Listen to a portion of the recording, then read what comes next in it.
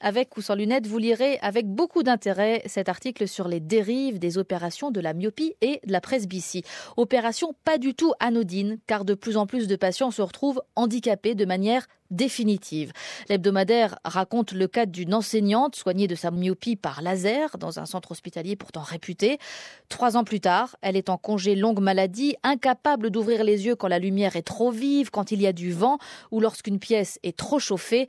Les témoignages de ce genre se multiplient à tel point qu'une association a vu le jour pour les défendre.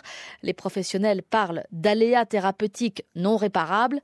Le problème, c'est qu'ils ont tendance à minimiser les risques auprès de leurs patients. Il faut dire que c'est un marché gigantesque. Chaque jour, plus de 500 personnes subissent une opération de chirurgie réfractive en France. Les spécialistes de référence interrogés par Le Point se sont d'ailleurs montrés très inquiets de voir des journalistes enquêter sur le sujet. Et ceux qui dénoncent les pratiques abusives de leurs confrères ont, eux, voulu rester anonymes. L'un d'entre eux rappelle d'ailleurs que la meilleure façon de savoir si une pratique est efficace, c'est de voir ce que les médecins se font faire pour eux. Sa conclusion, je n'en connais aucun qui soit presbyte et qui ait accepté de se faire opérer.